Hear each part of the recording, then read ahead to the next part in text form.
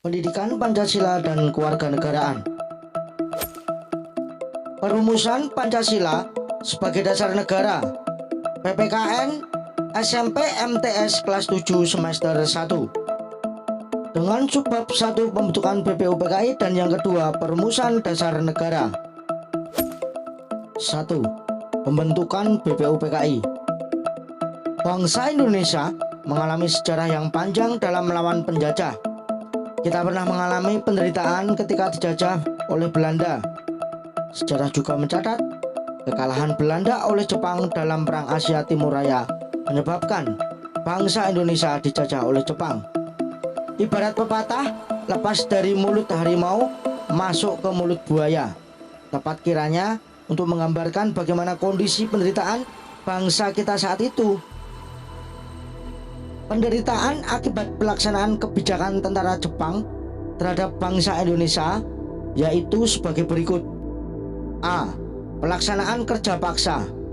Hal ini menyebabkan banyak laki-laki di Indonesia dikirim hingga ke Burma atau Myanmar untuk melakukan pekerjaan pembangunan dan pekerjaan barat lainnya dalam kondisi yang buruk. Ribuan orang Indonesia meninggal dan hilang pada saat kejadian itu berlangsung. 2. Pengambilan paksa. Saat itu, tentara Jepang mengambil makanan, pakaian, dan berbagai keperluan hidup lainnya secara paksa dari keluarga-keluarga di Indonesia tanpa memberi ganti rugi. C. Perbudakan paksa. Perempuan-perempuan di Indonesia banyak dipekerjakan secara paksa oleh tentara Jepang. Selain itu, banyak menahan dan memperlakukan warga sipil di kem-kem tahanan dalam kondisi sangat buruk. Jepang mulai menguasai wilayah Indonesia setelah Belanda menyerah di Kalijati, Subang, Jawa Barat pada tanggal 8 Maret tahun 1942. Kedatangan Jepang semula disangka baik oleh bangsa Indonesia. Banyak sembunyian dikumandangkan oleh Jepang seperti Jepang Pelindung Asia, Jepang Pemimpin Asia, dan Jepang Cahaya Asia untuk menarik simpati bangsa kita. Kenyataannya, sejarah menunjukkan bahwa Jepang tidak berbeda dengan Belanda, yaitu meneruskan penjajahan di atas bangsa Indonesia. Kemenangan Jepang di Asia tidak bertahan lama. Pihak sekutu, diantaranya adalah Inggris, Amerika Serikat, dan Belanda, melakukan serangan balasan. Satu persatu daerah yang dikuasai Jepang kembali ke tangan sekutu.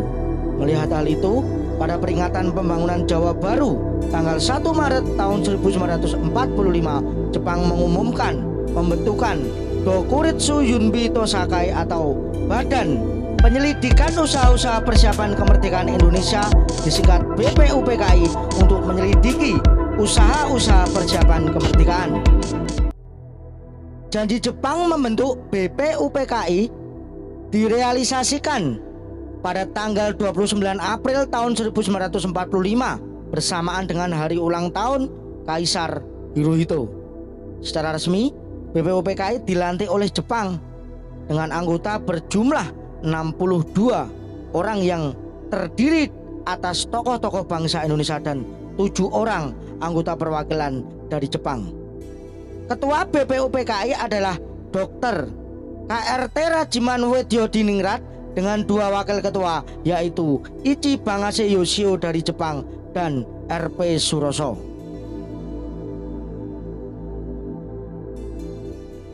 BPUPKI mengadakan sidang sebanyak 2 kali, sidang resmi dan 1 kali sidang tidak resmi.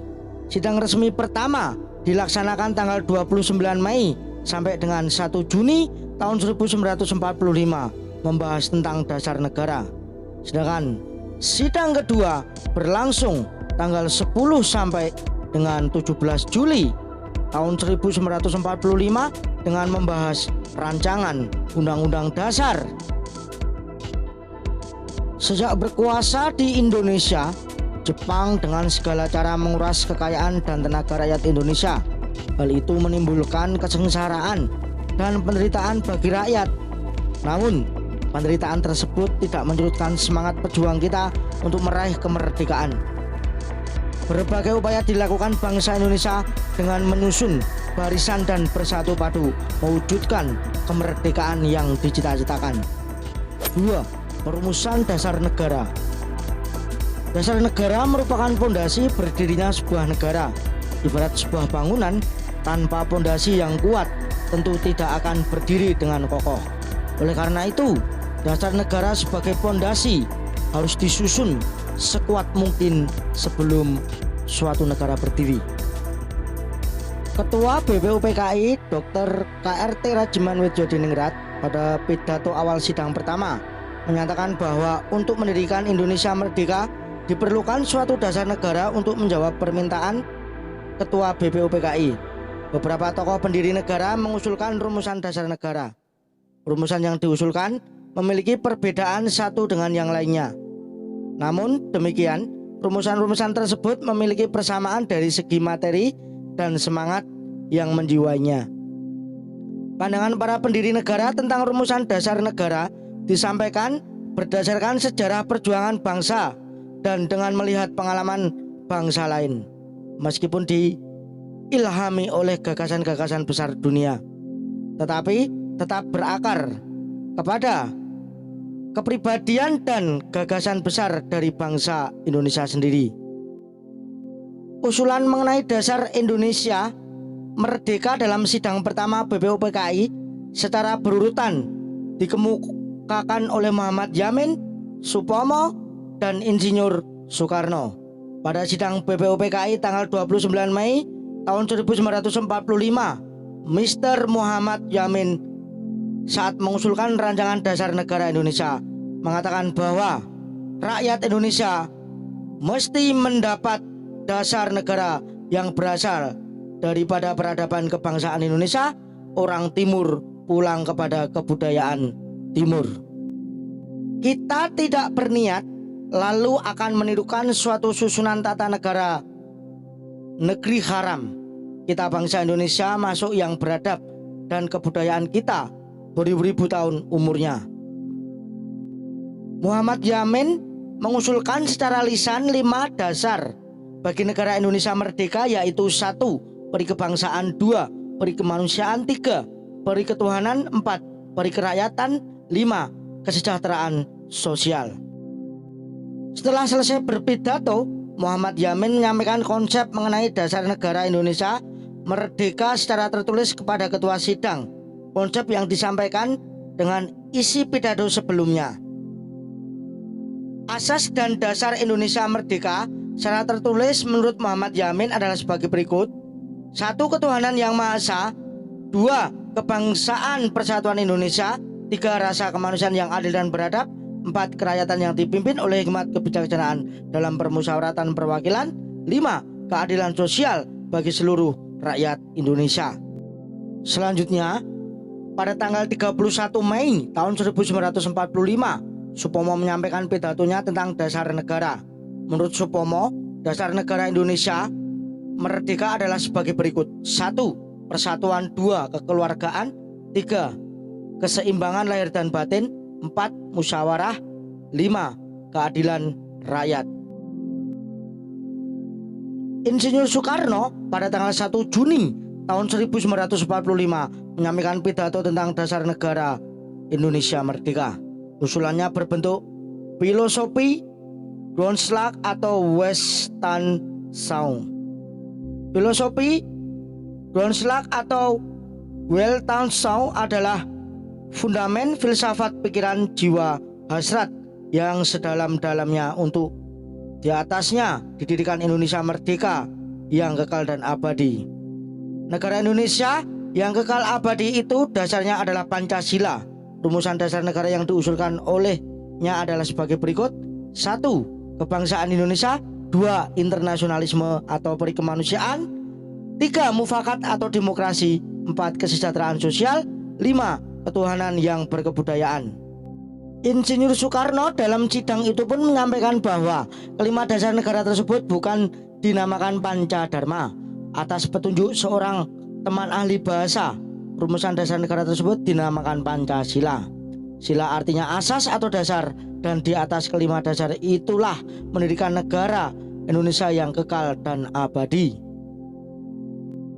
Pada akhir masa persidangan pertama, Ketua BPUPKI membentuk panitia kecil yang bertugas untuk mengumpulkan usul para anggota yang akan dibahas pada masa sidang berikutnya. Panitia kecil beranggotakan 8 orang dipimpin oleh Insinyur Soekarno dengan anggota terdiri atas Ki Bagus Hadikusumo, Kiai Haji Wahid Hasyim, Mr. Muhammad Yamin, Sutarjo Karto Hadikusumo, A.A. Maramis, Oto Iskandar Dinata, dan Dr. Andes Muhammad Hatta. Setelah rapat yang cukup alot, disepakati rumusan konsep dasar negara yang tercantum dalam rancangan Mukadimah Hukum Dasar. Naskah ini memiliki banyak persamaan dengan pembukaan Undang-Undang Dasar Negara Kesatuan Republik Indonesia tahun 1945. Adapun bunyi lengkap naskah Mukadimah Hukum Dasar mirip dengan pembukaan Undang-Undang Dasar Negara Republik Indonesia tahun 1945, hanya saja ada beberapa kata yang harus dihilangkan. Rumusan dasar negara yang tercantum dalam Piagam Jakarta tersebut adalah sidang PPKI tanggal 18 Agustus tahun 1945 mengalami perubahan. Rumusan dasar negara yang diubah adalah sila pertama yang semula berbunyi ketuhanan dengan kewajiban menjalankan syariat Islam bagi pemeluk-pemeluknya diubah menjadi ketuhanan yang Maha Esa. Latar belakang perubahan sila pertama menurut Muhammad Hatta bermula dari kedatangan utusan Opsir Kaigun Angkatan Laut Jepang.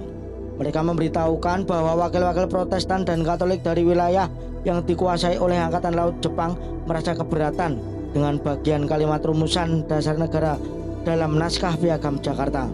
Kalimat yang dimaksud adalah ketuhanan dengan kewajiban menjalankan syariat Islam bagi pemeluk-pemeluknya. Terhadap keberatan tersebut, sebelum sidang PPKI dimulai, Muhammad Hatta mengajak Ki Bagus Hadikusumo, Kiai Haji Wahid Hasyim, Mr. Kasman Singodimejo, dan Mr. Tayungku Muhammad Hasan mengadakan suatu rapat pendahuluan supaya tidak terpecah sebagai bangsa. Tokoh pendiri bangsa yang bermusyawarah telah bermufakat untuk menghilangkan bagian kalimat tersebut dengan menggantinya dengan rumusan ketuhanan yang Maha Esa. Dengan demikian, rumusan dasar negara yang tercantum dalam pembukaan Undang-Undang Dasar Negara Republik Indonesia tahun 1945 yang ditetapkan oleh PPKI tanggal 18 Agustus tahun 1945 adalah sebagai berikut. 1. Ketuhanan yang Maha Esa. 2. Kemanusiaan yang adil dan beradab. 3. Persatuan Indonesia.